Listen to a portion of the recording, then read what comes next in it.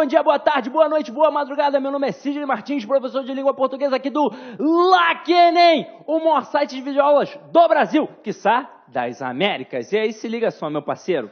Sou professor de língua portuguesa, mas quando eu falo sobre língua portuguesa, na verdade, eu acabo trabalhando todos os aspectos que vão cair na tua prova. Tanto a parte da gramática, quanto a parte da interpretação e também a parte da literatura. Até mesmo porque no Enem, o camarada não vai cobrar os assuntos mais específicos da literatura. Então, aquele processo de estilo epocal que nós estudávamos na época da escola, que inclusive achávamos extremamente enfadonhos e chatos, isso não vai ser cobrado para você.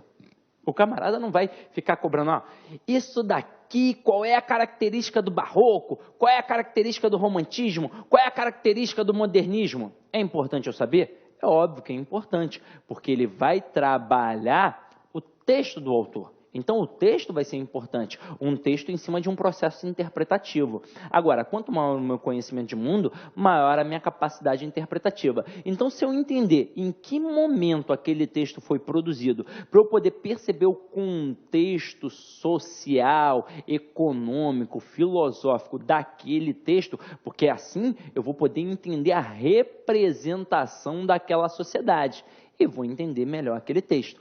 Por exemplo, nós temos o nosso queridíssimo Chico Buarque, que escreveu uma música chamada Cálice.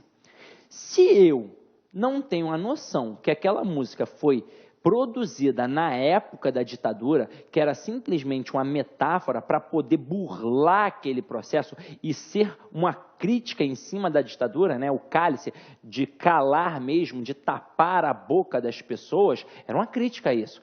Eu, de repente, posso pensar que é um mero cálice. Um cálice para eu tomar um vinho. Então, é muito importante que o meu conhecimento de mundo seja ampliado para que eu possa perceber as entrelinhas daquele texto. Agora, o que a gente vai tentar fazer aqui?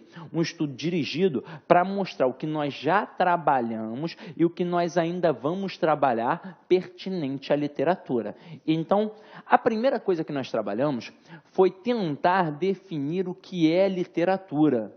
Vou fazer a leitura desse pequeno texto, depois vou fazer uma outra explanação para que você possa entender melhor, tá? Então, olha só, literatura é a arte da palavra, é a técnica de usar palavras com criatividade e originalidade. Então, olha só, quando eu digo que literatura é a arte da palavra, antigamente, literatura era qualquer texto escrito. Ou seja, vinha de litera, ou seja, letra, é aquilo que foi escrito.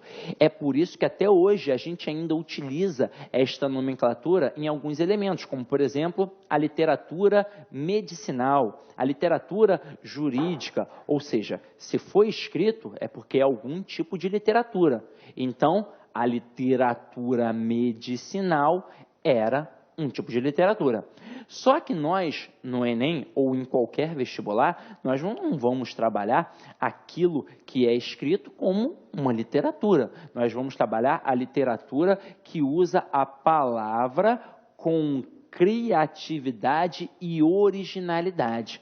Até mesmo porque, assim como o pintor usa tintas para fazer o quadro e levar sua mensagem, assim como o músico utiliza a combinação harmoniosa dos sons para comunicar-se com o seu público, também o literato, o nosso autor, usa as palavras para expressar suas ideias e emoções. Só que a gente vai além. Não é só a sua ideia e sua emoção num processo individual, muitas vezes num processo coletivo, porque será a representação daquela sociedade. A literatura é a forma mais complexa de conhecimento. Ela serve exatamente para você perceber como era a sociedade daquela época. Quando você pega um livro do Machado de Assis, você olha ali, opa, e começa a ler, e aí ele descreve a vestimenta das mulheres, dos homens, o comportamento, é para você entender como a sociedade se comportava naquela época. Por exemplo, muito se é falado que literatura é mimesis.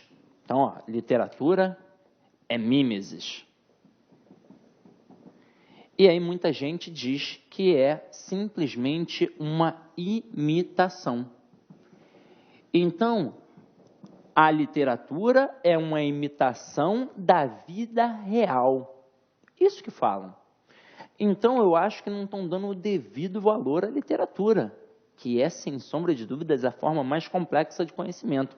A palavra mimesis vem do grego mimestai, que significa outrar-se, tornar-se. E aí sabe o que significa? Que a literatura não imita propriamente a vida num sentido literal. Ela, na verdade, recria uma nova vida. É uma perspectiva, olha que bonito, ó, uma perspectiva diferente. Até mesmo porque nós, com essa ideia de que a literatura é imitação, a gente acha que primeiro acontece no mundo real para depois acontecer na literatura. E isso não é verdade. Você, por exemplo, que vai fazer o concurso para a área do direito, deve saber que a primeira noção de jurisprudência, ela não surgiu no nosso dito mundo real. Ela surgiu exatamente na literatura, numa tragédia grega chamada Orestia, em que o camarada, no primeiro livro, coloca a mãe matando o pai do camarada, ou seja, bem parecido com Hamlet, até mesmo porque os grandes escritores dialogam com outros grandes escritores. Então, a mãe mata o rei. No segundo livro, o camarada fica naquilo, né? Caramba, mato minha mãe para honrar o meu pai ou não mato? Afinal de contas, ela é sangue do meu sangue. Até que ele decide, vai lá e mata a mãe e o tio, que foram as duas pessoas que traíram o pai dele e mataram o pai dele. No terceiro livro, a noção de jurisprudência.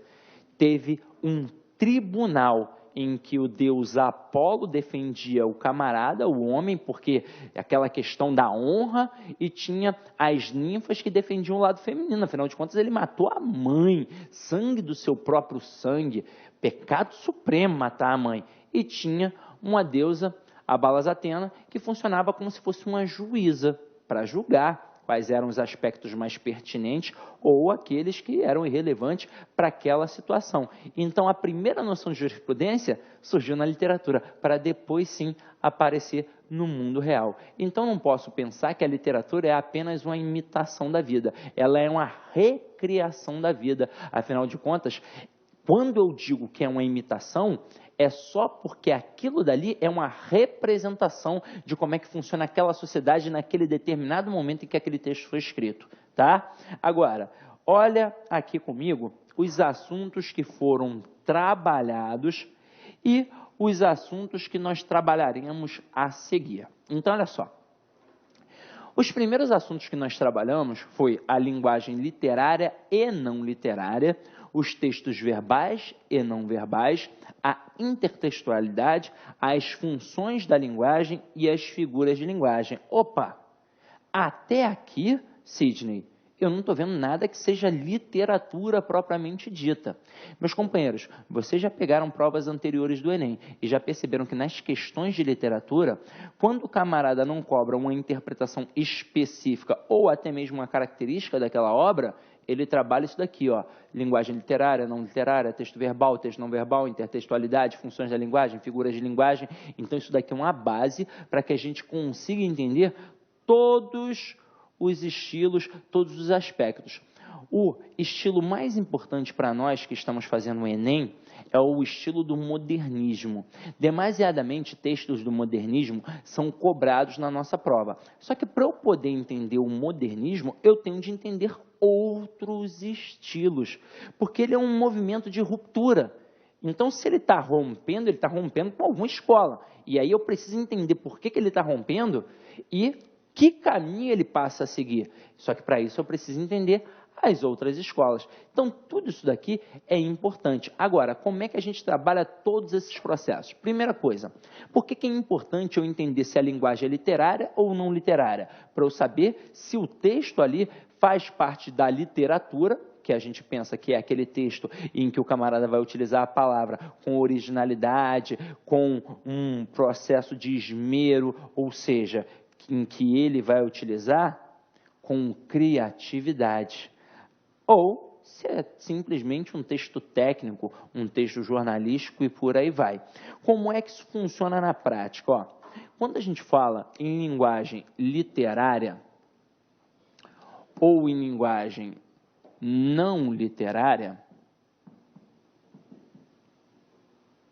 nós também utilizamos outros nomes. Então, a linguagem literária é a chamada linguagem conotativa,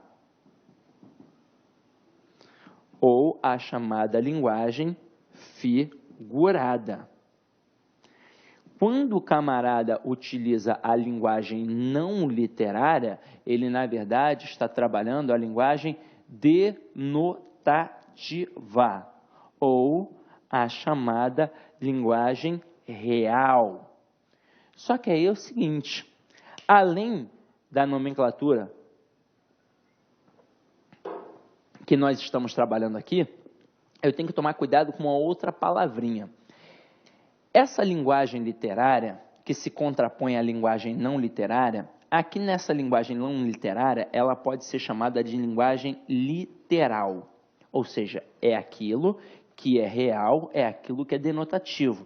A gente até brinca que denotativo é a linguagem dicionarizada, e é verdade, aquela linguagem objetiva, aquela linguagem técnica. Já a linguagem conotativa é uma linguagem repleta de figuras de linguagem. Então, gente, quando eu utilizo a linguagem literária, eu estou diante de um texto com base conotativo, com base figurada, que é para poder utilizar as figuras de linguagem. Como é que isso funciona na prática? Se liga só. Eu boto assim, ó. Comprei meio metro de pedra para construir um muro.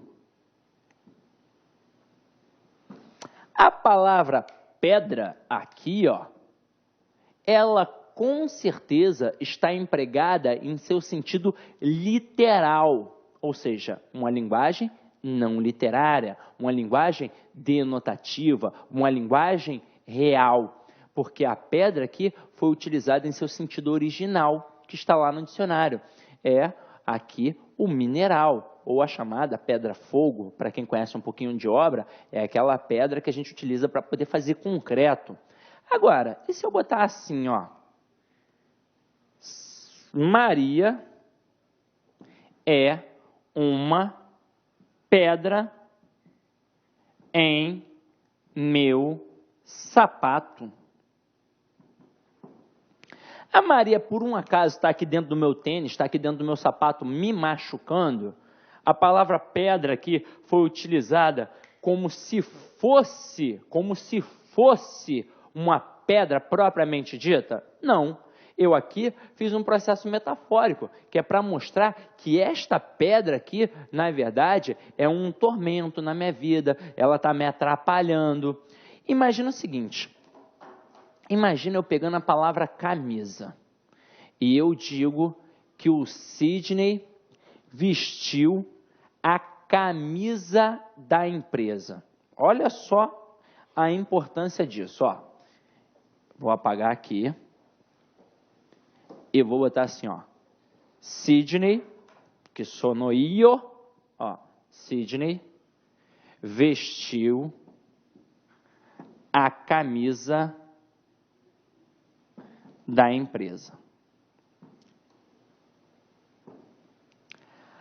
Às vezes, a gente acaba confundindo e acaba não percebendo que uma expressão pode possuir mais de uma interpretação.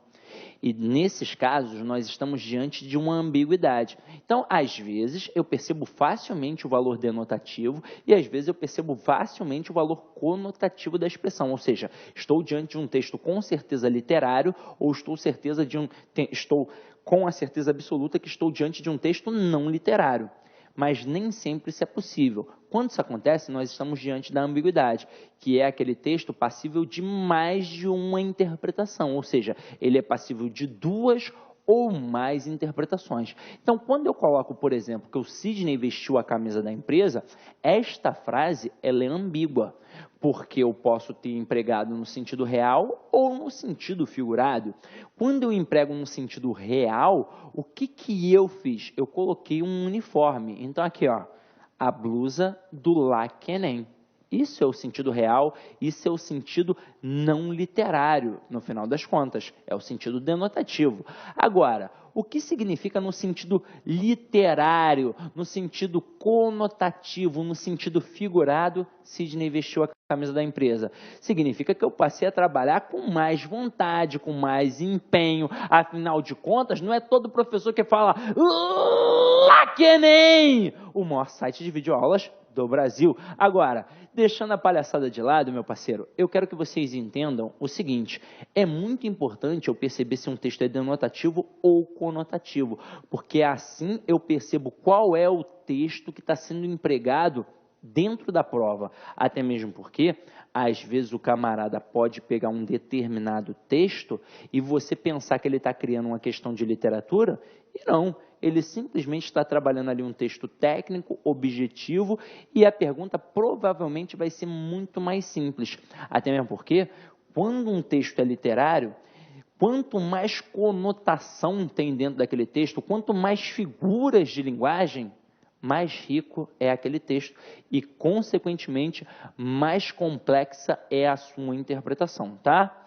Agora, diante disso, nós já percebemos o que é um texto literário e o que é um texto não literário. Agora, o que é um texto verbal e o que é um texto não verbal? Simples. O texto verbal é aquele em que a gente usa a palavra, seja ela escrita ou falada.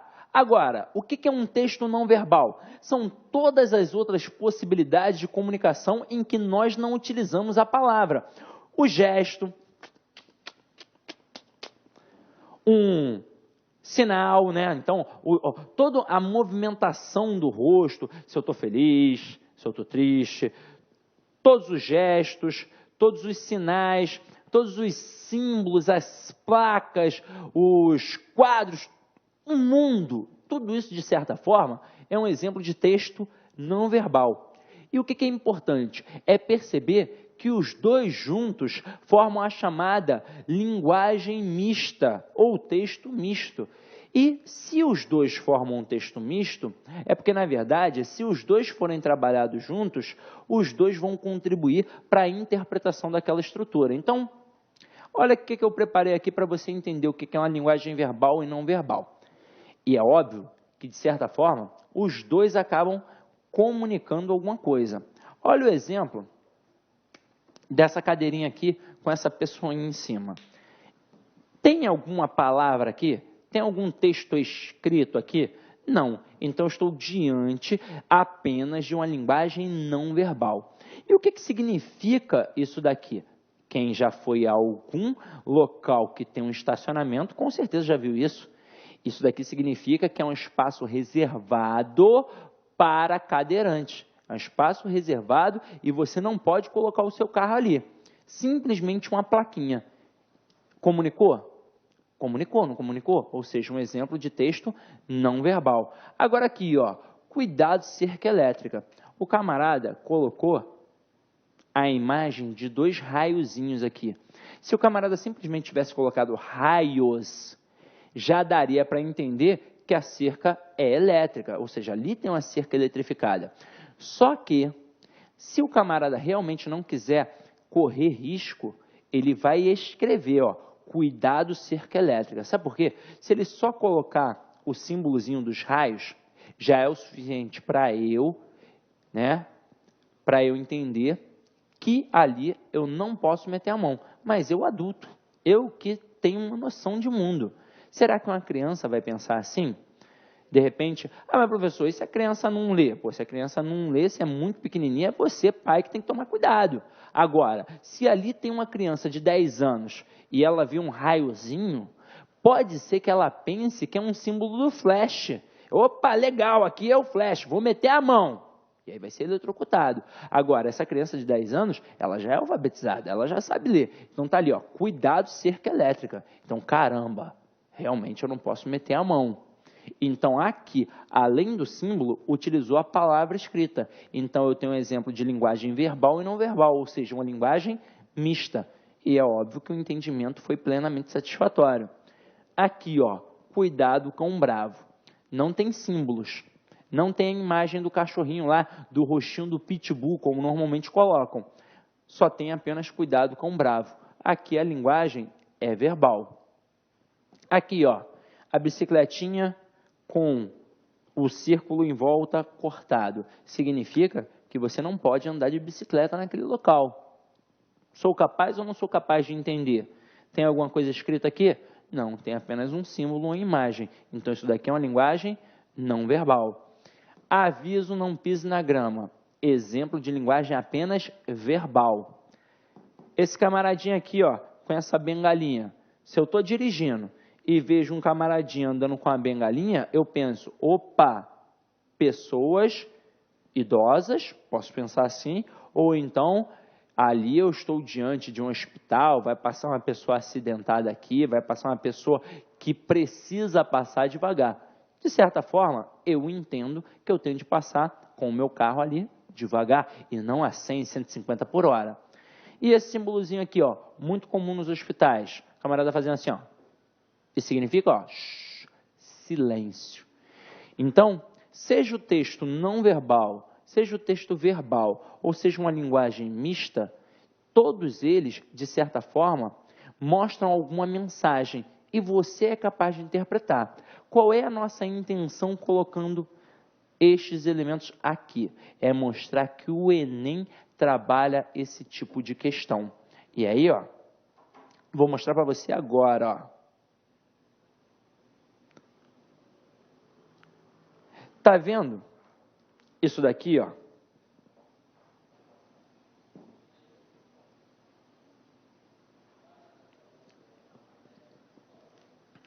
Isso daqui é só uma imagem. Não tem nada escrito. É importante eu entender. Até mesmo porque, percebendo as linguagens dos textos verbais e não verbais, eu vou entender como é que o processo funciona. Agora, olha a questãozinha que está sendo trabalhada aqui, ó, meu parceiro. Camarada colocou uma fábrica e colocou aqui vários rostinhos. Vários rostinhos. E esses rostinhos aqui, ó, eles são diferentes. São diferentes.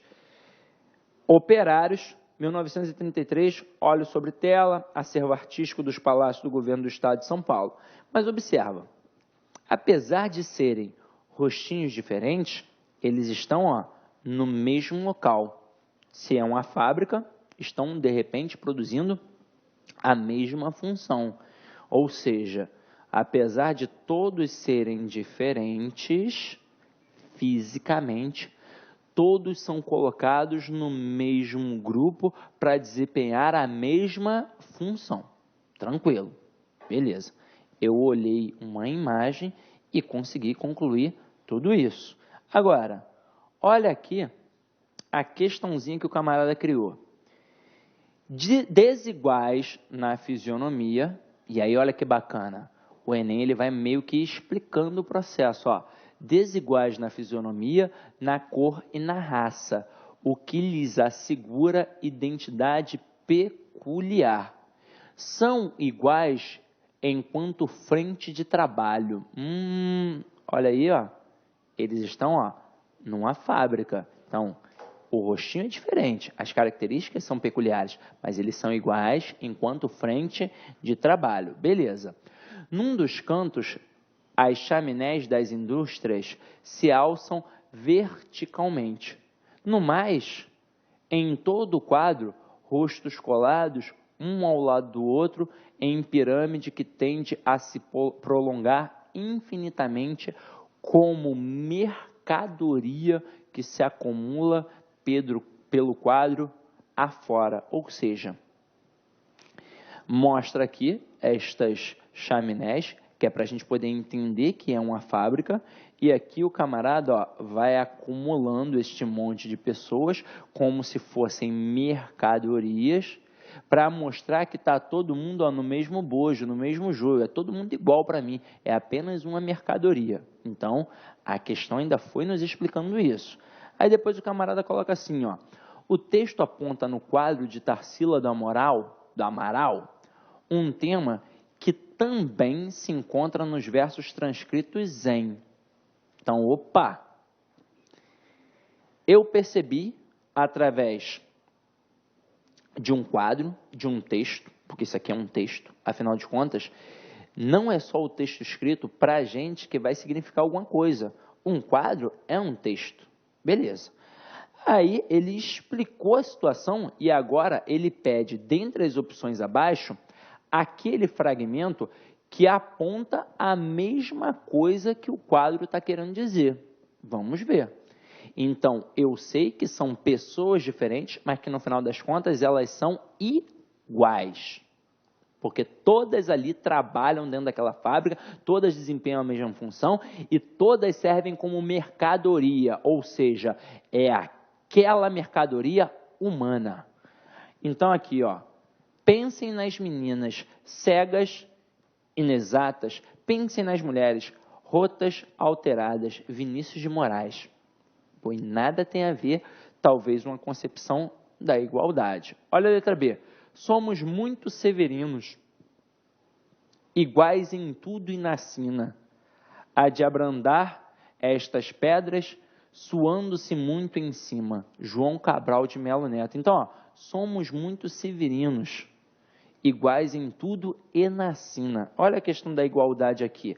Agora, quando ele fala somos muito severinos, será que todo mundo se chama Severino? Não, mas ele diz aqui que somos iguais em tudo e na sina, ou seja, no nosso destino. Ou seja, é aquele camarada que está lá no sertão e que ele fica ali a abrandar estas pedras, suando-se em muito em cima. Ou seja, o camarada está ali sofrendo naquela sequidão, naquele sertão, e todos são severinos, ou seja, todos possuem o mesmo destino, que é um destino duro e cruel. A gente não está com o texto todo aqui na íntegra, mas já dá para a gente ter esse tipo de noção. E as outras opções? Em nada tem a ver com essa concepção da igualdade. O funcionário público não cabe no poema, com seu salário de fome e sua vida fechada em arquivos. Letra D. Não sou nada, nunca serei nada, não posso querer ser nada. A parte disso, tenho em mim todos os sonhos do mundo. Fernando Pessoa. Letra E. Os inocentes do Leblon não viram o navio entrar. Os inocentes, definitivamente inocentes, tudo ignoravam, mas a areia é quente. Há um óleo suave que eles passam pelas costas e aquecem. Carlos Drummond de Andrade. Então, meu companheiro, aqui, se você reparar, é exatamente a questão típica do Enem. O camarada colocou uma imagem, depois ele explicou a imagem e pediu para você apontar um fragmento, um verso, que significasse a mesma coisa daquela imagem que já foi explicada. E se você olhar aqui, tem como errar? É óbvio que não tem, porque apenas uma fala sobre o aspecto, as outras em nada têm a ver. Então, se você tem um mínimo de entendimento, é impossível errar uma questão como esta. Tranquilo? Agora, voltando lá na nossa estrutura, a gente trabalhou aí, a concepção da intertextualidade, a concepção das funções da linguagem e as concepções das figuras de linguagem. Esta intertextualidade, de certa forma, foi trabalhada aqui também. Porque é o seguinte, aqui, quando a gente coloca a imagem, olha só, é só uma imagem, é um quadro, é uma linguagem não verbal. Mas para eu poder entender esse quadro, eu tenho que entender o contexto. Só que a questão me permitiu entender esse contexto porque ela me explicou.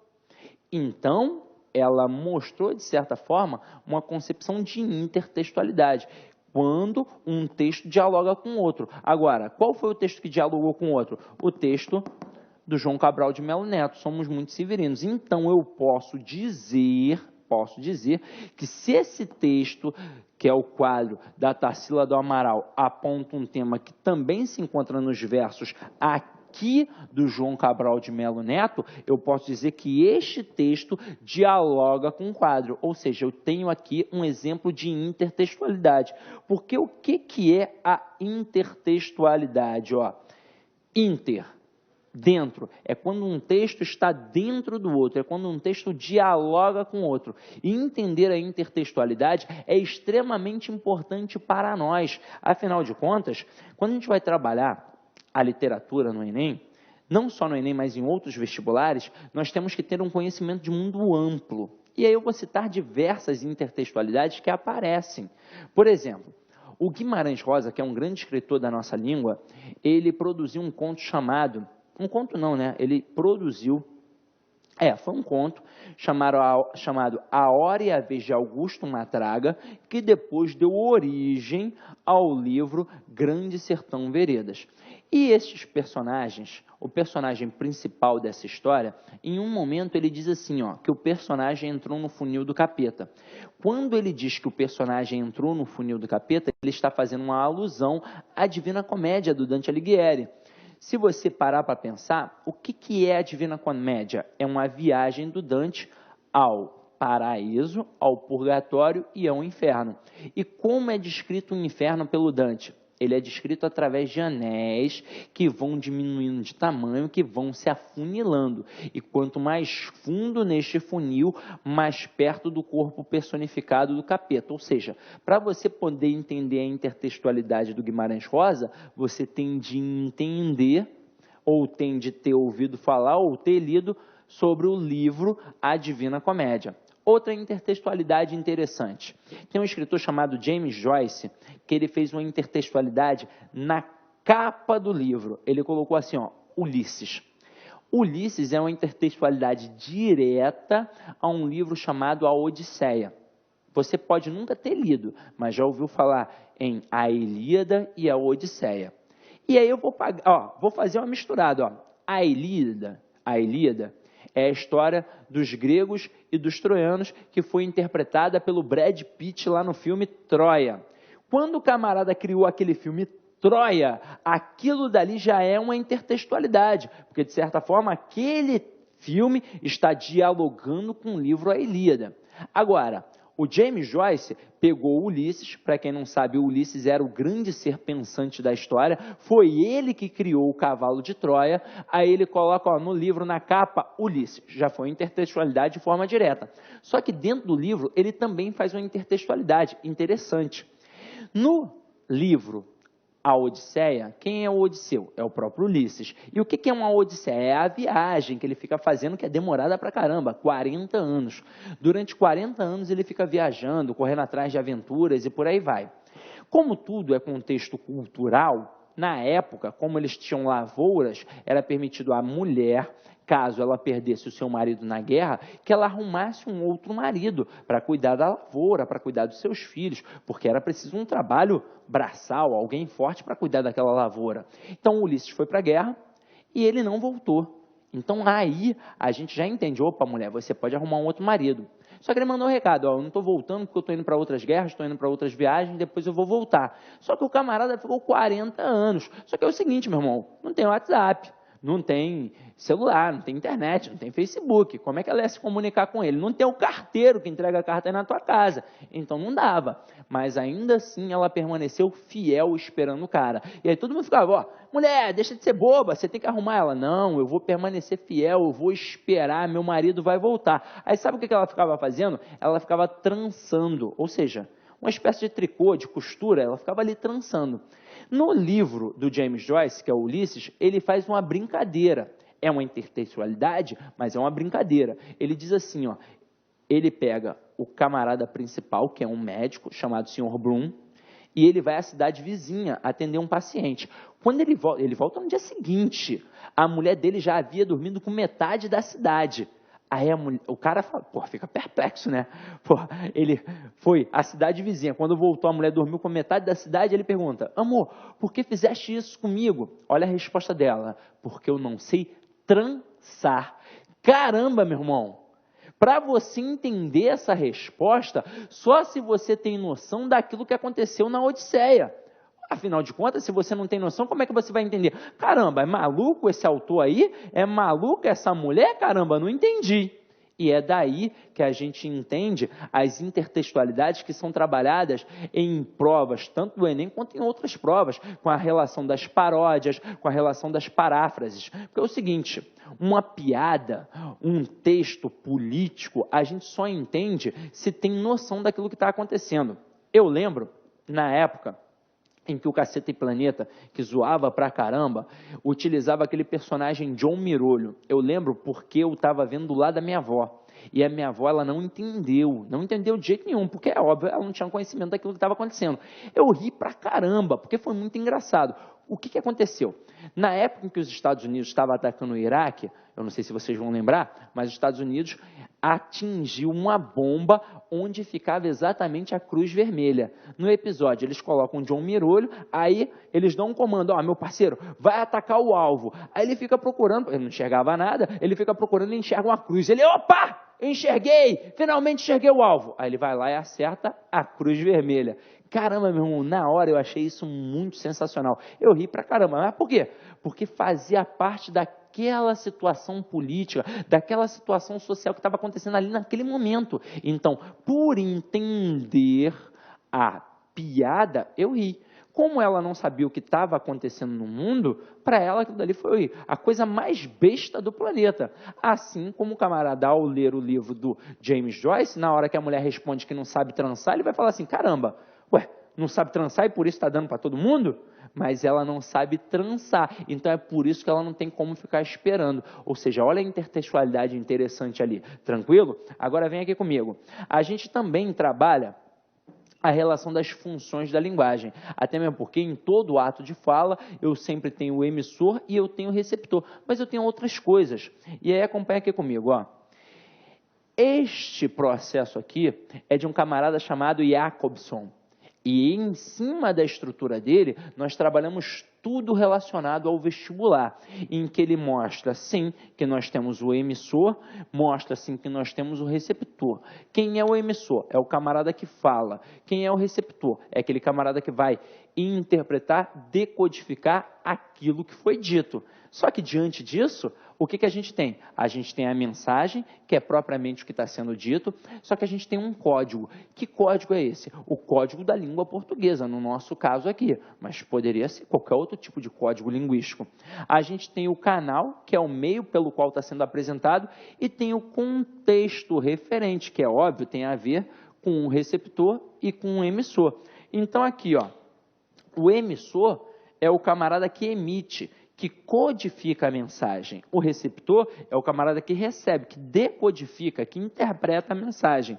A mensagem é o conteúdo transmitido pelo emissor. E o código é o conjunto de signos usados na transmissão e na recepção da mensagem. No nosso caso, o código da língua portuguesa. O referente é o contexto relacionado ao emissor e receptor. E o canal é o meio pelo qual circula a mensagem. No nosso caso aqui, eu estou falando para uma câmera e você está vendo aí no seu computador. Então, o computador acaba sendo o canal para a nossa videoaula. Agora, vamos dar uma olhada como é que isso daqui é trabalhado, por exemplo, no Enem.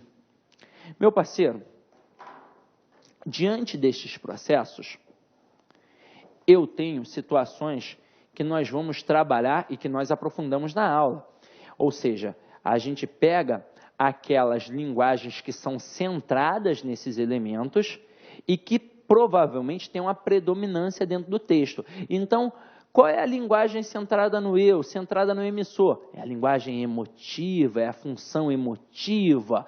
Qual é a linguagem centrada no canal? É a linguagem fática. Qual é a linguagem centrada na situação de um referente, aquela linguagem referencial, e aí a gente vai trabalhando tudo isso. Agora, vamos perceber como o Enem trabalha isso. Eu não vou ficar aqui explicando tudo, até mesmo porque eu vou entrar na aula propriamente dita, mas eu vou mostrar como é que funciona a questão. Então, olha só, o exercício da crônica é o título do texto.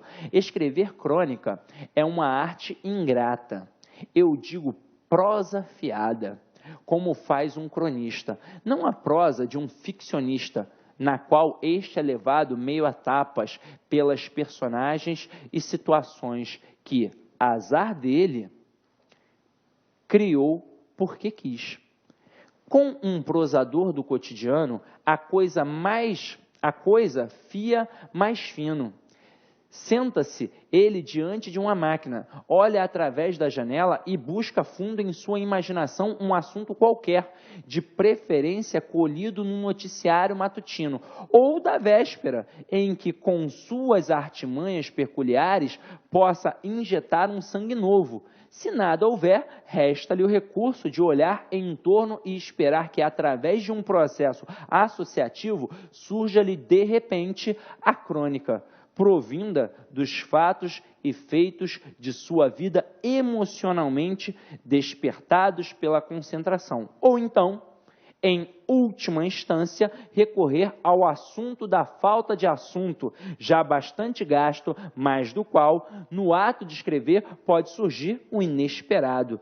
Vinícius de Moraes, para viver um grande amor. Crônicas e poemas, da Companhia das Letras. Aí olha a questão. Predomina, nesse texto, a função da linguagem que se constitui. E aí é o seguinte, quando o camarada pega e ele começa a falar do processo da escrita da crônica, ele começa a entrar na metalinguagem. E eu quero que vocês entendam isso. Metalinguagem, o termo meta significa através de, ou seja, através da linguagem. O dicionário, por exemplo, ele é todo metalinguístico. Quando você pega lá no dicionário cadeira e ele diz que é um substantivo feminino composto de acento, de encosto, de 4 hastes de sustentação, ele está explicando através da palavra um elemento da palavra, ou seja, é uma metalinguagem. A metalinguagem surgiu lá no teatro grego. Era o metateatro, em que o camarada utilizava o teatro para falar do próprio teatro. Foi a primeira concepção que nós tivemos. Como é que funcionava? Hoje em dia, teatro não é o verdadeiro teatro, né? Hoje em dia, a gente vai a um stand-up comedy. O camarada olha diretamente para você. Mas o belo teatro, o ator da peça, ele não olha para você. Ele olha para o outro ator. Em nenhum momento ele olha para o público, ele olha para o outro ator.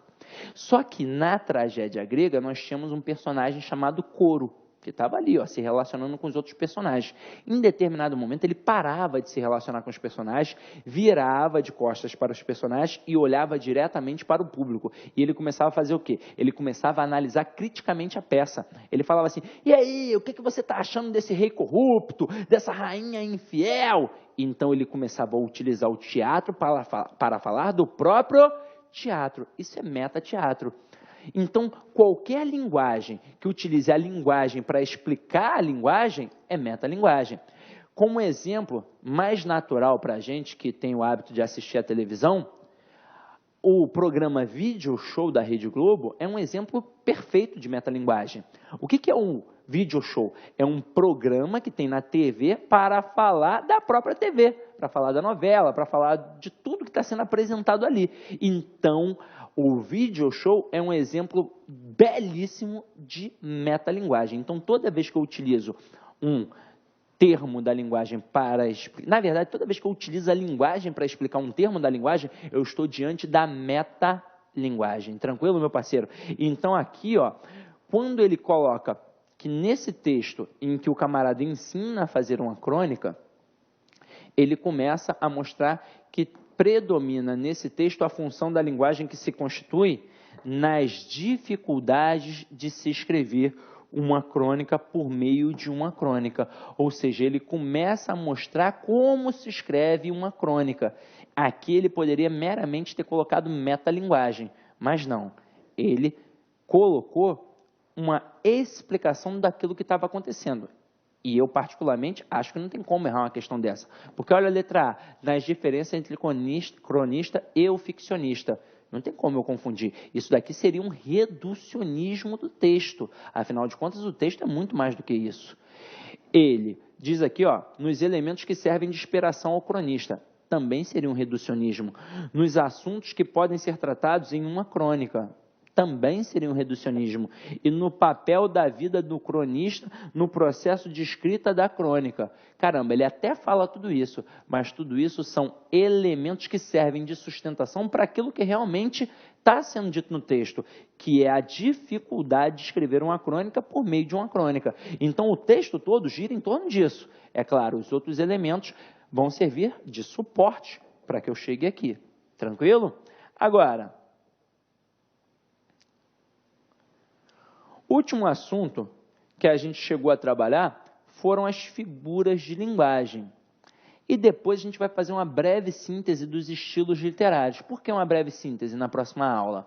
Porque a gente vai mostrar como é que funciona toda a escola literária e as principais características de cada elemento, para aí sim a gente começar a pegar autor por autor. Porque o Enem ele vai trabalhar autores importantes. Caramba, não tem como eu estudar para o Enem ou para o vestibular, de forma geral, sem, por exemplo, trabalhar Machado de Assis. Você enxerga essa possibilidade? Isso não existe. Então, depois a gente vai entrar em autor por autor para poder realmente interpretar a obra daquele camarada. Mas antes a gente tem que entender as características principais de cada estilo, até mesmo para a gente poder entrar na seara de cada um de forma específica, tá? Agora, vou mostrar aí uma questão de figura de linguagem, ó. Tá vendo isso daqui, ó?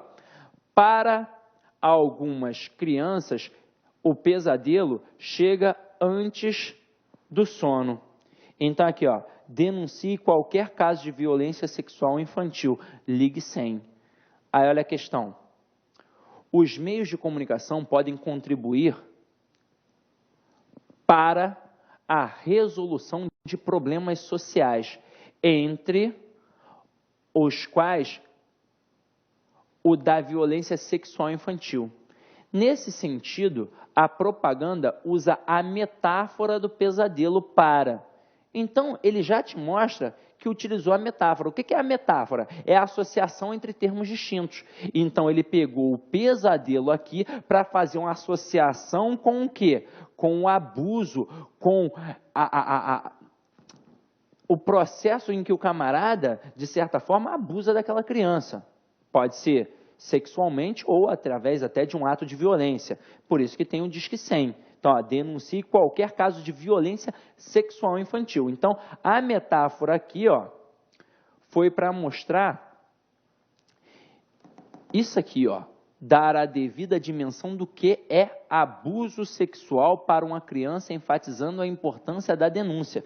Então, ele bota aqui, ó, pode reparar, parece até um orelhãozinho. E ele bota, para algumas crianças, o pesadelo chega antes do sono.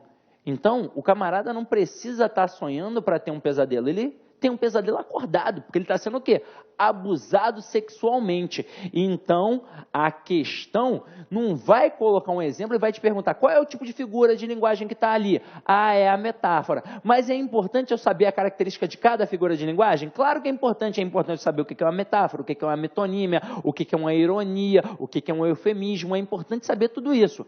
A questão aqui já disse que era uma metáfora, agora ela queria saber para quê? Caramba, informar crianças vítimas de violência sexual sobre os perigos dessa prática, contribuindo para erradicá-la? Óbvio que não.